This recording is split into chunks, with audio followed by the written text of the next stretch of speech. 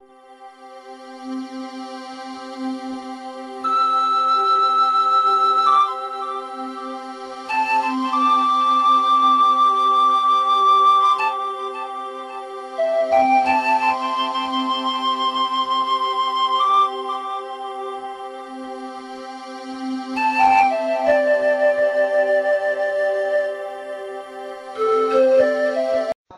larawan, mayroong sinisimbolo o nire-represent.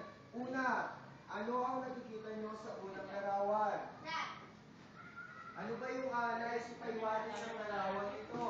O sige, Santos. O pag-recycle. Kapag sinabi bang recycle, anong dapat gawin? Paano ito makakatulong upang mabawasan ang pagkalala ng global warming o paglalala ng butas ng ating ozone layer? Anong dapat gawin? Ano sir? Mag-recycle. Mag-recycle. O sa paanong paraan? Ano sir? Yung mga ginamit na gamitin ulit sa ibang paraan. Oo, tama. Hindi ka ba dapat tinatapon ang mga bagay na maaari pang gamitin? Halimbawa, o sa pagbili naman ng ng mga kagamitan sa bahay, pumili ng mga matagalang kagamitan, hindi yung kaagad katapon. Halimbawa sa mga kutsara at tinidor, huwag bibili ng mga plastic o yung mga disposable. Dahil ang plastic ay matagal nang matunaw at nakaka-apekto yan sa ating kalikasan. O meron pa bang nakikita dito sa larawan nito? Maliban kay Angel, sino pang gusto sumagot? Sige, Betita. Paalagaan ang mundo. Sa papaanong paraan? Jilin. Magtapon ng basura kahit saan. O magtapon ng basura kahit saan. Dapat yung mga basura natin, i-segregate natin. Yung mga nabubulok at di nabubulok at saka yung mga pwedeng recycle. Sabi nga, merong pera sa basura. Maaaring pagbili. O halimbawa yung mga dyaryo. Pwede mong makakuha ka dyan ng mga creative arts at iba pa. O next. Ito ang susunod. Ano ba yung nakikita nyo sa kasunod na larawan?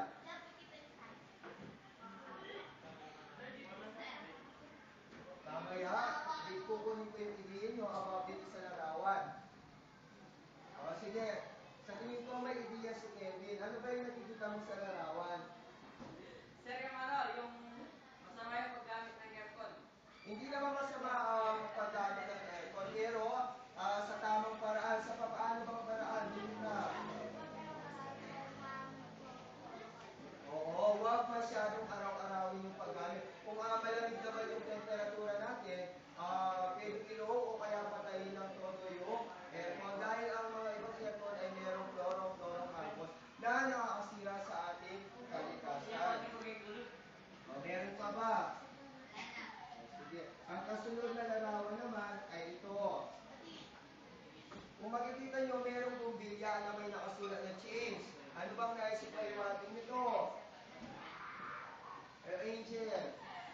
Huwag maghanip ng dinamitan sa dagat saka magtanim ng puno. Oo. Dito yung nakita niyang larawan. Yung iwasan ang paggamit ng dinamita sa pangingisda. Bakit? Bakit kinakailangan iwasan ang paggamit ng dinamita sa pangingisda? Marlon.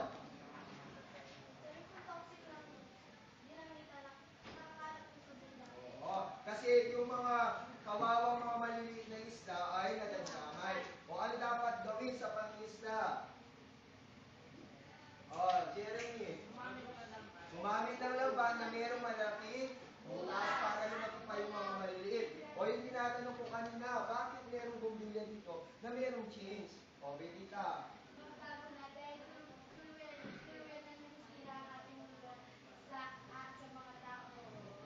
Oo, tuluyan na nasisira ang ating mundo dahil sa mga kagawa ng tao.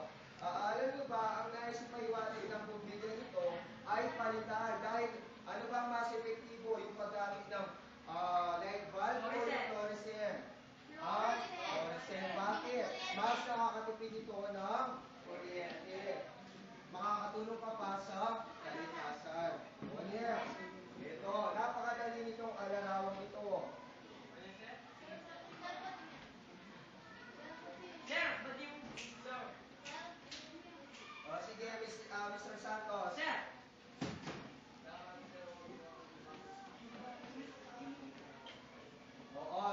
Santos, huwag araw-arawin o kung maaari, huwag nang gumamit ng sasakyan. Halimbawa, pupunta ka ng palengke, napakalapit lang, maglakad na lang. Di ba sabi nga, ang pinakamagandang ehersisyo ay ang paglalakad. Makakatipid ka na, makakatulong ka pa kay Mother Earth. Meron pa bang ibang nais ipaiwatig ang larawang ito? O sige, Angel. Sir, imbit na mag-kotse, mag-bike ka na lang para luminis yung araw. Oo, aside kung ayaw mo naman maglakad, pwede naman yung bike, di ba? Kung malapit lang naman yung pupuntahan mo. O ito naman, katulad lang itong kanina ito. Yung, pero yung nakalagay dito kasi yung mga light bulb at saka fluorescent. Pero ang naisip paiwatin dito, meron pa, yung mga pipili ng mga produktong pangmatagalan, hindi kaagad nasisira. Yung kaligalang produkto ay kailangan tignan. Bibili ka nga ng napakamurang kagamitan pero agad naman nasisira. Ikaw rin magsasakripisyo. Bumili ka ng medyo mahal o may halaga pangmatagalan naman. Ang kasunod. Anong nakikita nyo sa larawan? Sir, pwede yung pinapakita dito. Sir. Kung nakikita nyo dito, the light is always on. Tapos equivalent to napakataas ng babayaran mo bill sa kuryente. Dito naman, nakapatay yung ilaw, pero napakababa ng babayaran mo kuryente. Anong naisip pa iwatin doon? Pare. Sir.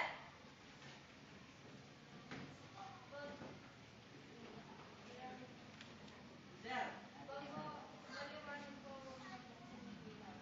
Magtipid sa kuryente, maliban doon. Sige, Kevin.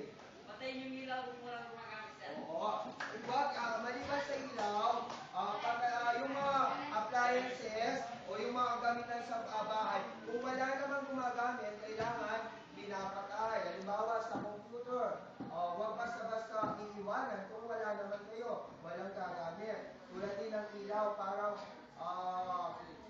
nakatipid na sa kuryente, makakatulong ka kay Mother Earth.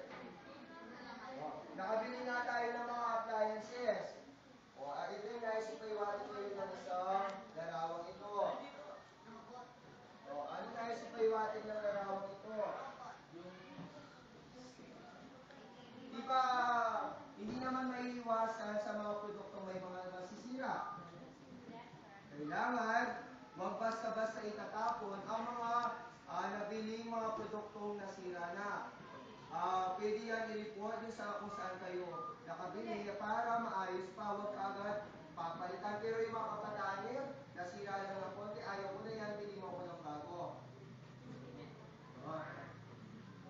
Ito naman. Ano yung nakikita nyo? Anong dinadala ng bata? Sige. Bibili. Tree planting. Kailangan tanim tayo. Kasi ano ba yung nagagawa ng mga puno sa atin? Abigail. Ang mga puno ay nagsisipsip ng mga tubig ulan na nagiging sanhi ng pagbaha. Kung sisipsipin yan ng mga puno, may iwasan ang pagbaha. Ano pa ba yung nagagawa ng mga puno? Reyna Joy. Iwas sa landslide. Marion. Nagkakaroon tayo ng magandang hangin o malinis na hangin. Meron pa, Angel. Sir, para maiwasan yung minit, sir, Ito rin ang nagiging pananda natin laban sa napakainit na araw.